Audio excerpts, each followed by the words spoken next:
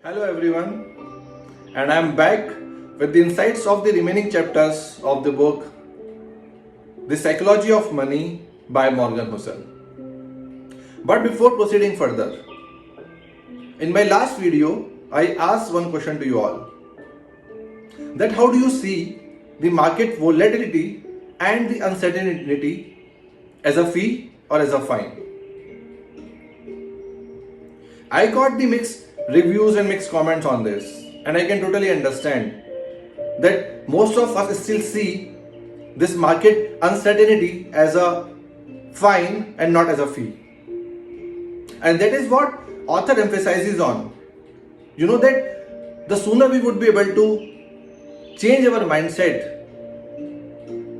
in taking up or thinking this uncertainty as a fee and not as a fine, the sooner we would be able to get the returns in the long run. Now moving on to the next chapter of the book, that is chapter 16, You and Me, where author talks about how we all are different. We all think differently. We all have different appetite to the risk. What may work for you may not work for me. And what may work for me may not work for you. We all have different goals. We all have different desires. Our investing strategy is also different. We should not be following others when we plan for investment. Others may have different goals, others may have different desires, others may be playing a different game altogether which may not fit to you. Now the big question comes up. Why do we follow others? And if we dig a little bit more into it, we can easily see that anything that has a little bit of pessimism in it, our eyes, our ears catches that news much faster than any optimistic news. And that is what author says about in chapter 17, the seduction of pessimism. That in this world, more than optimism, the pessimism prevails. We all give value to the pessimistic news, but not the optimistic news. Just think of a scenario of 2008. If in 2008, just after the subprime mortgage crisis, if any journalist would have said that this would continue for next 10 to 15 years, we would have listened to that news. We would be very cautious to that news and we would start taking out the money from the market. But in reality, did it happen? No. And that is how we all see the pessimistic news. Most of the time in the news, if any investor is coming up and they say that tomorrow market will crash, we'll surely listen to that news and we'll be very cautious to take out the money from there. A little bit of pessimism is good, but we should not fall trap of it. We should not follow pessimism in a way that it should start killing us in the long run. There are times, and there are situations when we start believing into everything. But the sooner we would be come out of the situation like this, the better it would be for us. And that is the chapter 18th of this book, that talks about when we start believing anything. But why do we start believing into anything? The reason being is because we have a very incomplete view of the situation of this world. Whatever is being told to us, whatever is being said to us, we start believing in that. And for rest of the things, we build up a narrative around it.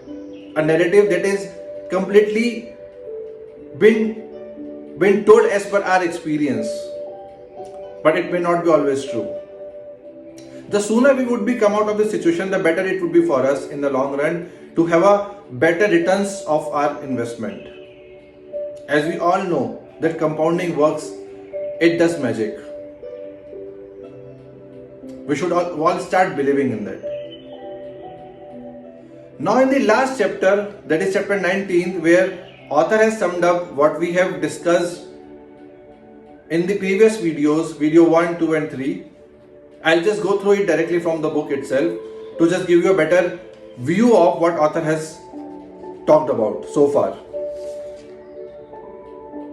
So author says that we all should have a humility, especially when things are going right, and forgiveness, compassion when they go wrong.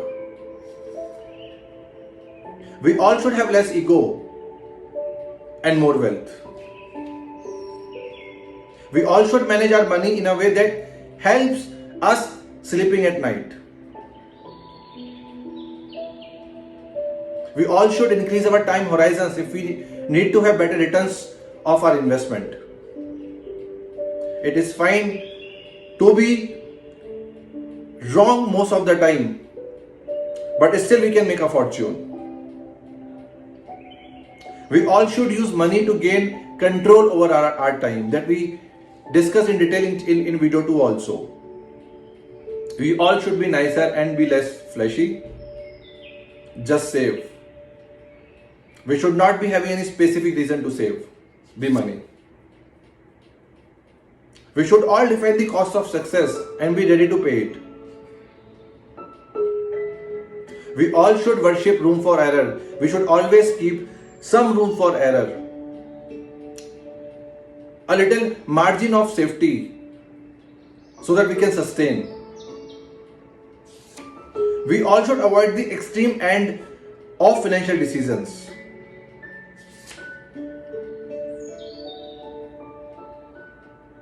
We should like risk because it pays off over the time. We all should define our own game rather than playing others people's game. And the last but not the least, we all should respect the mess. So this is all about this book, and I'm very much hopeful that through my videos you might have gained some insights of this book, The Psychology of Money by Morgan Housel. I'll be back with the next book review sooner. Just watch out this space, and my YouTube channel, The Silent Readers, and my Insta channel, The Silent_Readers and Read with Romil. Until then, goodbye, thank you, and have a nice day.